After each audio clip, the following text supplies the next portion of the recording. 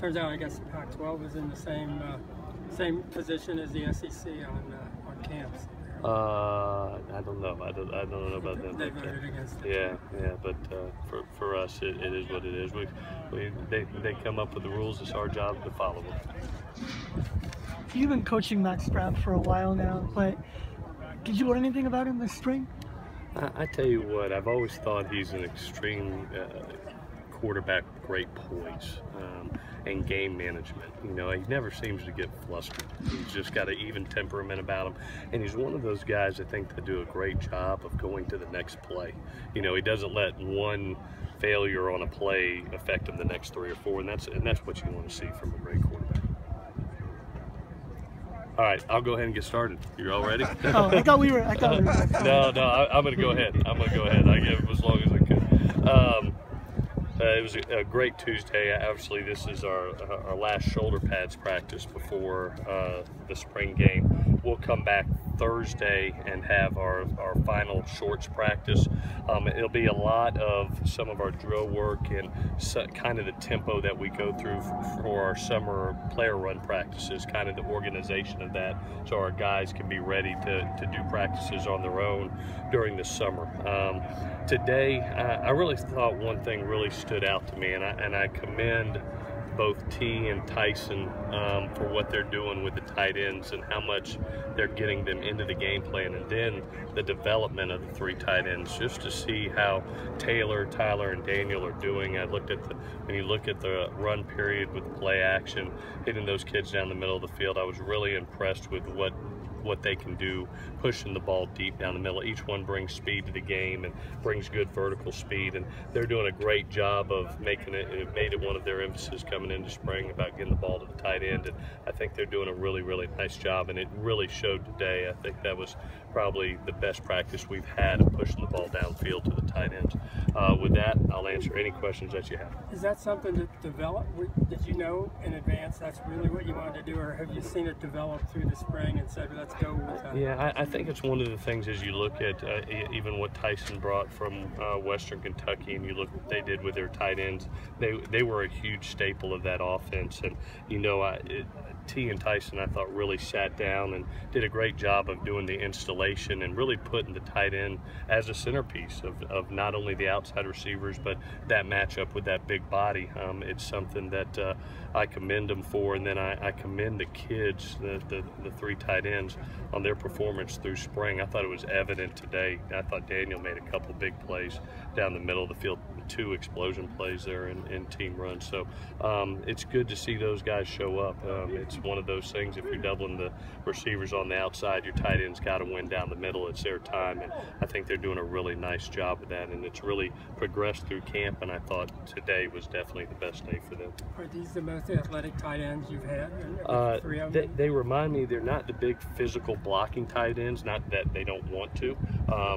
They're more than capable of doing it, but they're really the first thing that we want with our tight ends is the ability to press the field vertically and be pass threats, and then in the run game develop them as run blockers. These guys remind me of the Jordan Camerons that were here, the Red Ellisons. You know, they do a very, very nice job in the passing game, and all 3, if you look at them, were kind of flex tight ends or big flex receivers in high school that have now come back to that tight end position. Now they're 240, 245 pounds, 250, and really doing a nice job of being a mismatch against a linebacker or safety.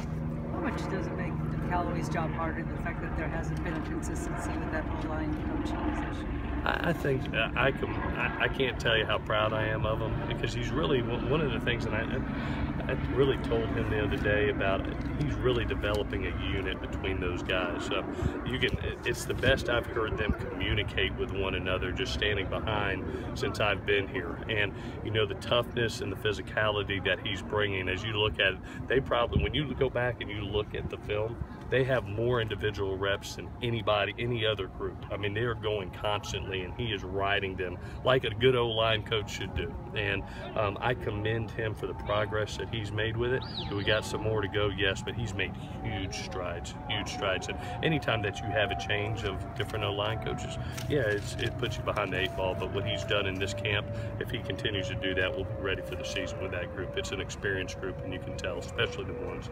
Is his presence carrying over to the entire football team? Neil Callaway, yeah, it's something that he just exudes toughness, exudes physicality. He truly believes that when you run the ball, you're taking the will of your opponent, and those are some of the things that we're trying to do at the end of our team runs with full pass, putting the ball down and say we're running power to the right side 3 times, see if you can stop it. That's the type of mentality you have to have as an offensive line, especially a USC offensive line. That hey, we will run the ball when we want to, and I think that's the attitude that he's bringing, and that's what I wanted. That's what I've known since I knew him in college as a player. I've seen him as a coach, and now to have him back and be a part of it, it's really carried over to our players and our whole offense. That's a big question.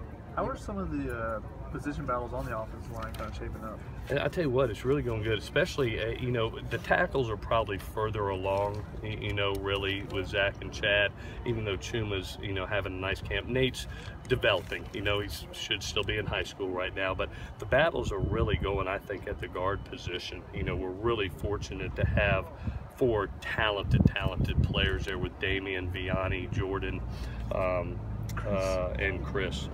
Those 4 players right now are battling inside and out, and every day coaches got them changed and seeing how they're reacting with the 1, see how they react when they go with the 2s, and it's been a great battle. I think it's going to be one that carries through training camp, and the best one who's playing the best going into Alabama will be the starter.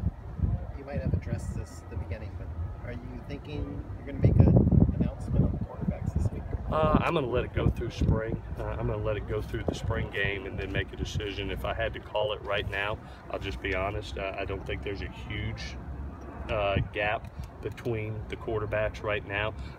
Max definitely shows the game management and the poise that we want. He made some great decisions today, but if I had to choose right now, it probably would go on through camp. I promise you I'm going to have a decision before that first game.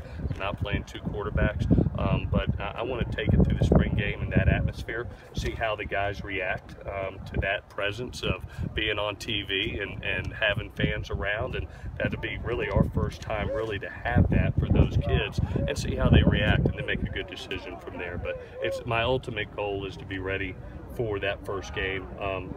Just realistic, really, right now I'm not quite ready to make that decision. If you take it through the spring game, does that mean you might make a decision in May, or would you go to training camp? No, it'll be shortly after the spring game. I'm not going to let it. I'll be able to watch the tape. I'll have a gut feeling from there. I'm not going to lead anybody on or hide any secrets or anything like that. It's, if I feel like there's a huge gap, then I'll make a decision. If I feel like, that I'll give Sam credit and the other quarterbacks credit. They've really progressed through this camp and have played well, and they deserve the right to compete just like every other position.